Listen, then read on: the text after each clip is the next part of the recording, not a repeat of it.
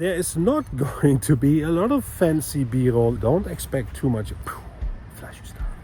Sometimes in life you need some encouragement, and this is what you guys have given me. I can't tell you enough how grateful I am for all your comments, which means I'm back and we are going to continue. If you're looking to buy either the Galaxy Watch 6 or the Galaxy Watch 7, have the following in mind. When it comes to software, and yes, okay, let me go one step back. Hardware differences are surely there, but they are small. They are present, but they are small. When it comes to the usability, it really drills down more to software these days than anything else. Having said that, One UI 6 is coming out obviously for Galaxy Watch 4, 5 and 6. And this will be happening soon, as we already have seen, I believe, or people believe, the latest beta version of the One UI 6 beta just rolled out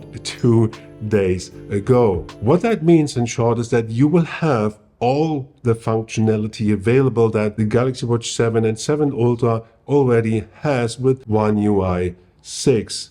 That will just be on here.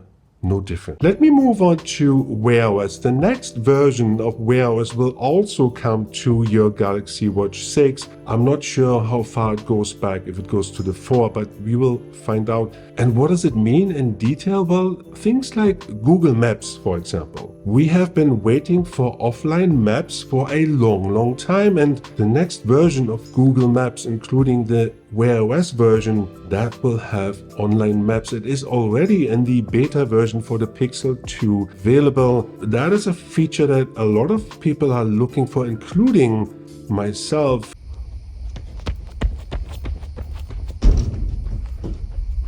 The good thing about Galaxy Watches in general is that you have the possibility to actually get something that is already on the next version, and that is due to the fact that it runs Android, and Android is an open source system more or less, but you get the idea, right? You can download watch faces from the Galaxy Watch 7 already, which I have on the Galaxy Watch 6 Classic, and that looks pretty awesome because I like my physical bezel on the Galaxy Watch 6 Classic, and I would miss that on the next version. I don't know, I'm old school like that. Comment below if you also like the physical bezel, rotating physical bezel. Which brings me to the next point, and that is battery life. You will have to bear the following in mind always, and that is software. Android is just a different story altogether. In one way, it is good that the Galaxy Watch, or well, let's say Samsung and Google have collaborated in order to bring us Wear OS and One UI. That is good because like offline Google Maps is something cool we can use, and then One UI will bring us different stuff that is, well, in the responsibility or in the hands of Samsung and not Google.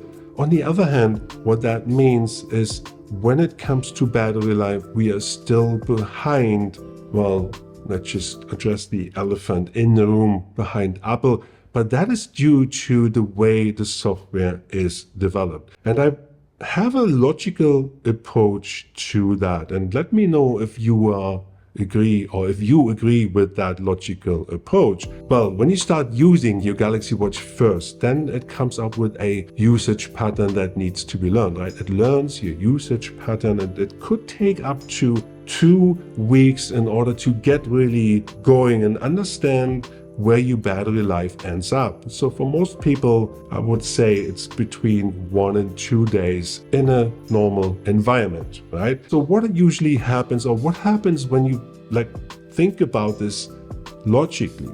When you change your pattern, obviously when you change your usage, then it will affect the battery life. But what it does, it will kind of recalibrate, if that is the right wording, but you get what I'm saying. It will start to learn your pattern again. And that is something that will happen over and over again because you change your usage. So meaning that when the Galaxy Watch 7 has a bigger battery life, or let's say the 8, 9, 10, it has a bigger battery size. Yes, it does make a small difference, but as long as the software is working in that, well, conundrum, if you like, then it will always be behind. And the difference between Apple and Samsung is that when you have your Apple Watch and you set it up, you are finished with setting it up. There is no more that the Apple Watch needs to learn.